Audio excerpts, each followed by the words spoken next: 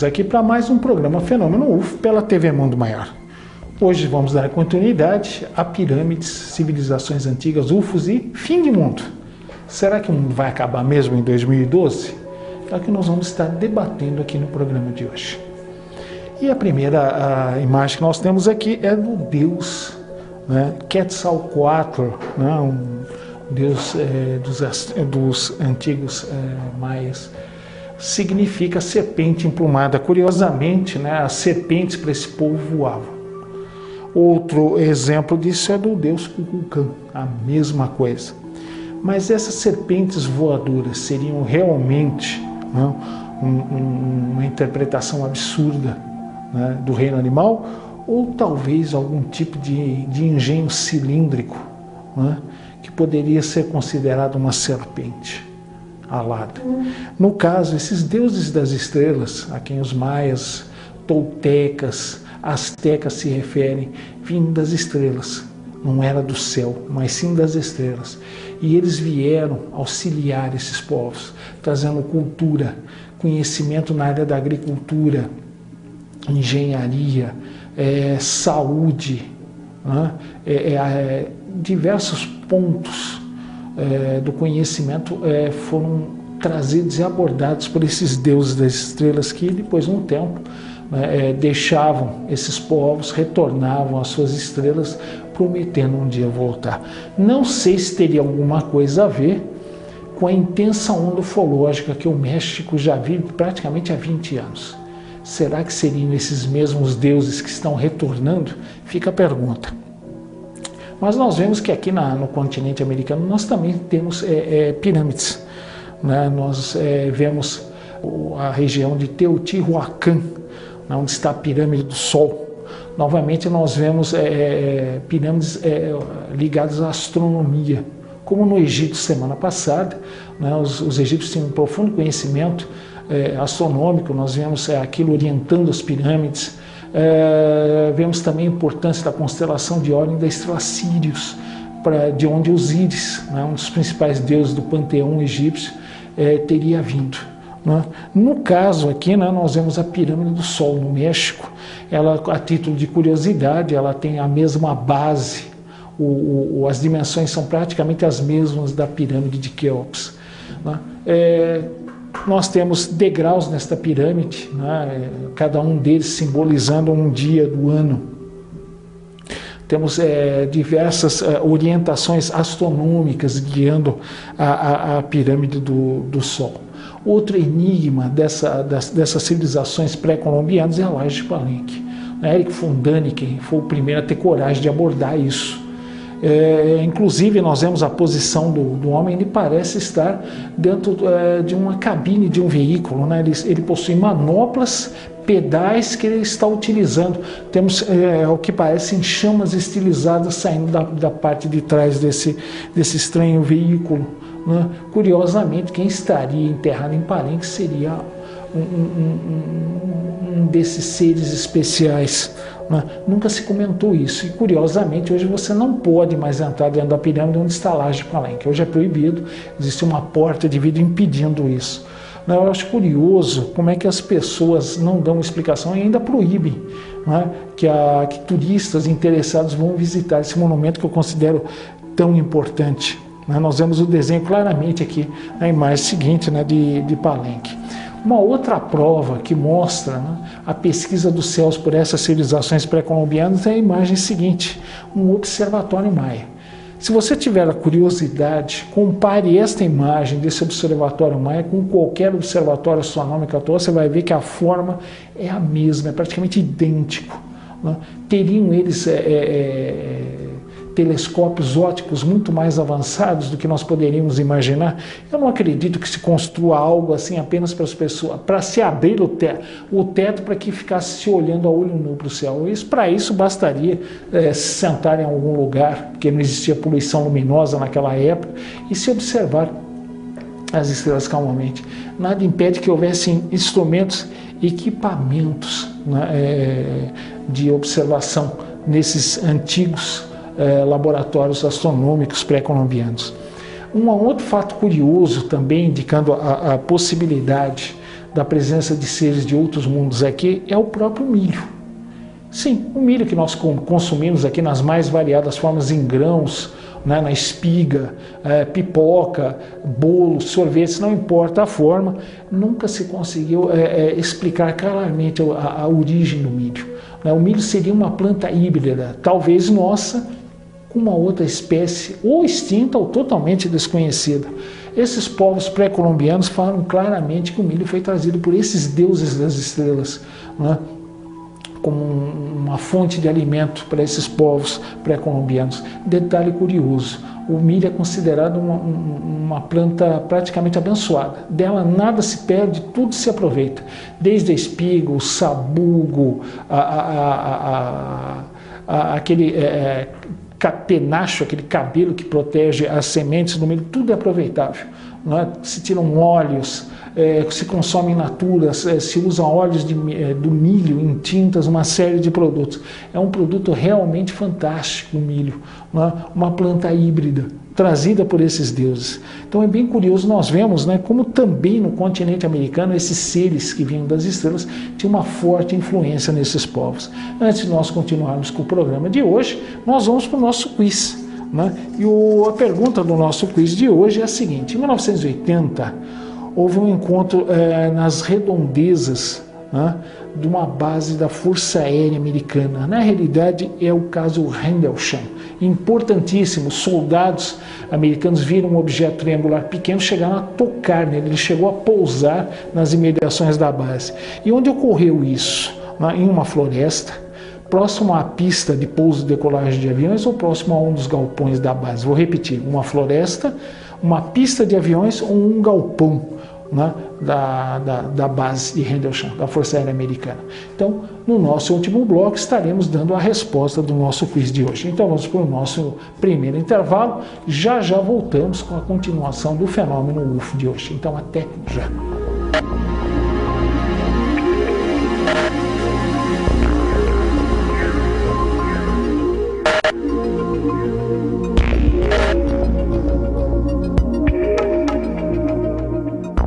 Antes de darmos continuidade ao programa de hoje, nós vamos fazer aquele convite que fazemos toda semana para você. Nos ajude, né? Seja um copatrocinador nosso. Conheça a iniciativa que é o Clube Amigos da Boa Nova. 0800 12 18 38. Através de uma mensalidade que vai ser voltada aqui para a TV Mundo Maior, para a Rede Boa Nova de Rádio, para que possamos fazer os programas cada vez melhores, com melhor nível, para que vocês possam ter. Na realidade, né, o dinheiro vai ser aplicado por vocês e retornará a vocês novamente, através da qualidade dos programas da Rede Boa Nova de Rádio e da TV Mundo Maior. Então, conheça essa iniciativa, ela lhe traz uma série de brindes, de descontos em eventos e livros, e vai por aí. Você pode fazer downloads dos programas de rádio que você mais gosta, ou seja, uma série de vantagens. E em troca você estará nos ajudando. Então conheça essa iniciativa. Clube Amigos da Boa Nova, 0800 12 18 38, as simpáticas moças do clube vão lhe dar todas as informações com muito mais detalhes, né? Com aquele carinho especial que vocês merecem. Bom, então vamos voltar aqui ao assunto, né, de pirâmides, civilizações antigas, extraterrestre e fim de mundo, aqui no programa de hoje. E agora nós vamos para um dos maiores enigmas dessas civilizações, que é o calendário maia. É um calendário que envolve longas datas, mais de 30 mil anos. Né? Teoricamente, para a agricultura ele seria inútil, porque não há como, mesmo nos dias de hoje, nós fazemos uma previsão, né, de futuro, uma estatística de futuro com tamanha quantidade de anos, mais de 30 mil anos. E, no entanto, os nossos amigos maias conseguiam fazer isso. Eles faziam previsões longas de ciclos planetários, né? Mas detalhe curioso, hoje se fala muito em 2012, fim de mundo, que o calendário maia falaria num fim de mundo. Isso não é bem verdade. Primeira coisa que nós não podemos esquecer, né, que quando os espanhóis, os conquistadores espanhóis estiveram aqui no continente americano, foram acompanhados por padres jesuítas, que conhecendo aqueles quipós, aquelas escritas de nós desses povos, ficaram horrorizados com aquilo que foi dito a eles, né, pelos povos aqui pré-colombianos, e destruíram tudo. O que sobrou foram 4 códices hoje que se encontram na Alemanha, né, a maior parte, eu acho que mais de 90%, do que se fala hoje a respeito desses povos é interpretativo. Nós não temos provas disso. Um fato curioso, se fala que esses povos não conheciam a roda, e há pouco tempo se encontrou brinquedos como um cavalinho numa base munida de 4 rodas. Portanto, eles conheciam roda sim. Né? Como nós vemos, é muito teórico. E o que se fala no calendário maia é fim de ciclo, não fim de mundo. Estará se terminando um ciclo para se iniciar outro. Né? Então, não se fala em fim de mundo, eu não sei como se chegou a esse tipo de conclusão. Não podemos esquecer que, sendo interpretativo, né, os poucos dados que sobraram, a margem de erro é muito grande. Né? Então, eu acho muito prematuro se falar em fim de mundo. No ano 2000 se falou a mesma coisa, né, que a Bíblia falava que de 2000 não passaríamos. Isso, na verdade, isso não existe na Bíblia. Tá? Nada aconteceu depois, devido à diferença que nós temos de calendário. Há um erro no nosso calendário de 3 a 5 anos, portanto, hoje, na realidade, não seria 2010, mas seria o 2013 ou 2015, na realidade, né? Devido a erro de calendário. Quando se falou em fim de ano em 2000, se jogou-se para 2003, 2005, para justificar o erro, dizendo que em 2003 ou 2005 haveria o fim do mundo. Né? Muito cuidado, gente. Tem muita gente ganhando muito dinheiro com artigos, com livros falando a respeito disso, sem ter a menor base para isso. Se fala de um planeta que está se aproximando da Terra, se ele vai chegar em 2012, ele já seria visto a olho nu. Qualquer pessoa, dependendo do hemisfério do qual ele seria visto, poderia vê-lo. Curiosamente, ninguém o vê. Não se precisa mais de um telescópio para isso. Hoje bastaria a olho nu olhar para o céu, nós veríamos uma estrela diferente, um corpo celeste luminoso, que seria esse planeta que está se aproximando. E isso é tão sério que a União Internacional dos Astrônomos, hoje a minha ação está com um processo contra pessoas que estão afirmando isso sem base científica nenhuma, infelizmente. Portanto, 2012, fim de mundo, isso é uma interpretação de algumas pessoas. Na realidade, o que se fala ali é fim de ciclo, é o que está registrado, nada mais. Se nós vamos entrar num novo ciclo, em melhores condições climáticas do que hoje, vai depender de nós. Nós vamos ter que minorar a poluição, a emissão de gases tóxicos na atmosfera, nos oceanos, nos rios e lagos. Nós poderemos sim tornar o nosso futuro muito difícil, dependendo das decisões que tomarmos hoje. Então, vamos pensar bem que tipo de mundo nós vamos querer deixar para os nossos descendentes. Vamos pensar com carinho nisso. Bom, outro detalhe interessante é são ruínas descobertas por exploradores espanhóis, a cidade de Tiahuanaco. Nós vemos aqui a imagem da Porta do Sol, está associada a essa civilização, os cortes de pedras de grande tamanho, esses verdadeiros monumentos em rocha, megalitos. A Porta do Sol, infelizmente, foi movida de lugar. Ela não estaria nesse lugar, ela ocuparia um outro espaço, numa outra região, foi mudada para essa posição. Detalhe curioso, essa Porta do Sol foi esculpida numa rocha única, muito, muito pesada. Não sei quantas toneladas pesariam essa rocha aqui. A imagem seguinte que nós temos é de um totem. É um homem, ele parece segurar 2 pergaminhos. Infelizmente não deu tempo de trazer essa imagem aqui. Eu fiquei devendo, vamos ver se mais para frente eu trago para vocês. Existem outras estátuas em pedra. Parecem soldados. Nós vemos um capacete muito parecido com o que é usado pelos militares americanos hoje. Nós vemos um cinturão com uma espécie de coldre na lateral, um tipo de arma ou pistola nesse coldre. Eu, infelizmente, não deu para trazer essa imagem aqui, eu vou ficar devendo mais para frente, eu quero ver se trago para os nossos amigos telespectadores. A cidade de Tiahuanaco, as principais instalações dela estariam a nível de subsolo. Seria uma civilização que teria surgido há 1500 anos antes de Cristo. Alguns acreditam talvez muito mais no passado. Os povos pré-colombianos, quando chegaram na região, já falavam que Tiahuanaco já era ruínas naquela época, portanto milhares de anos antes da chegada dos espanhóis no continente americano. Falam que ali seriam cidades de deuses que vieram das estrelas teriam construído e erigido essa cidade. Mais uma vez nós vemos na narrativa, nas lendas dessas civilizações, a presença de seres extraplanetários.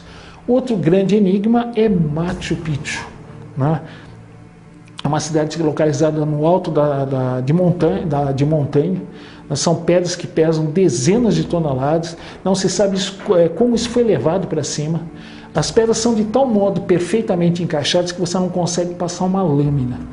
Essa construção é tão bem feita que se houvesse um terremoto de escala 9 Richter, né, que é o máximo na escala, né, nenhum prédio nosso suportaria. No entanto, as pirâmides egípcias, aqui do continente americano, Machu Picchu suportariam um terremoto nessa escala, tão bem feito que eram.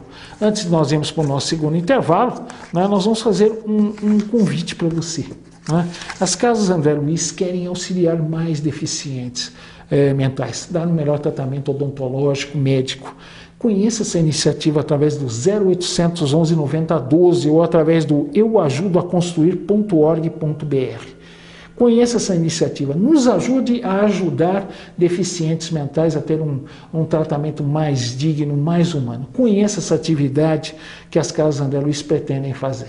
Agora nós vamos para o nosso segundo intervalo, já retornamos com a resposta do quiz e como você pode entrar em contato conosco hoje com a parte final do programa de hoje. Então voltamos já.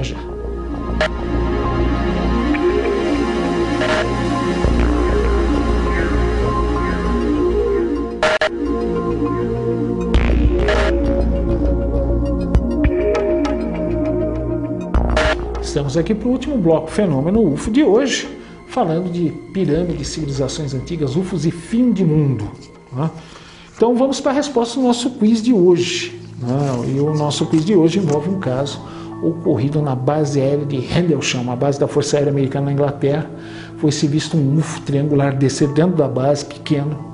Deveria ter era um triângulo de mais ou menos 2 metros de cada lado, equilátero, portanto, uma pequena cabine. Havia estranhas inscrições. 2 soldados americanos chegaram muito próximo, um deles chegou a tocar no objeto, que falou que parecia vidro, era quente ao toque, né, e emitia luz. E onde ocorreu isso? Né? Essa base ficava em meio a onde? É uma floresta, né? Ocorreu próximo à pista de aviões da base ou um galpão da base. Na realidade, ocorreu na floresta. Os objetos começaram a sobrevoar o bosque que estava próximo à base. Foi onde esses militares viram, né, esses estranhos objetos, inclusive voando a baixíssima altura entre as árvores. Inclusive houve galhos que foram quebrados por esses objetos. Houve variação de radiação no local. O comandante da base, né, acompanhando seus homens, chegou a ver esses objetos. Ele gravou, né, o relato. Enquanto ele observava o objeto, nós vemos um nervosismo do comandante da base, né, ou seja, foi comprovado por diversos militares na época. Foi dito que seria um farol que se encontrava à distância, só que o farol, na sua parte de trás, tinha uma antepara de metal, que impedia que a luz viesse para trás, portanto, em direção à base de Rendlesham. Até hoje se sabe que foram estranhos objetos que visitaram aquela base norte-americana, talvez pelo fato dela possuir armas nucleares armazenadas ali. Bom, então, portanto, em meio a uma floresta, que é o caso Rendlesham. Bom, nós estávamos falando de Machu Picchu, né? Por que uma cidade nessa altura? Seria um observatório astronômico? Porque nós sabemos, né, que os observatórios são construídos em locais altos e ermos, justamente, né, para minorar o efeito da atmosfera e de luzes. No caso aqui ainda não veriam, pelo menos que eu saiba, né, não haveria poluição luminosa, mas para facilitar a observação. Agora, como tais pedras foram levadas lá para cima sem trilha, sem nada, é complicadíssimo. E essas civilizações pré-colombianas também pareciam conhecer a ciência aeroespacial. Eles possuíam modelos de pequenas aeronaves. Nós vemos novamente aqui na primeira imagem, nós vemos um objeto com uma asa em delta, a cauda convencional atrás com os estabilizadores horizontais, o leme vertical. Nós vemos o objeto agora visto em outro ângulo, né? Nós vemos as asas em delta, a cabine. Nós vemos o leme vertical e a empenagem. Aqui nós temos um comparativo com um jato moderno, mas eu achei muito melhor pegar um projeto que é muito parecido com essa configuração feita pelos povos pré-colombianos, que é justamente de um caça russo, o Mikoyan Gurevich MiG-21. Se nós olharmos bem para o MiG, ele possui asas em delta, como esses modelos aqui, possuem estabilizadores horizontais aqui atrás das asas e um leme vertical. É muito parecida a configuração do MiG-21 com essas aeronaves, né? Será que o Birô MiG teria se inspirado nessas estranhas aeronaves pré-colombianas? Detalhe, modelos feitos em escala maior provaram que voam.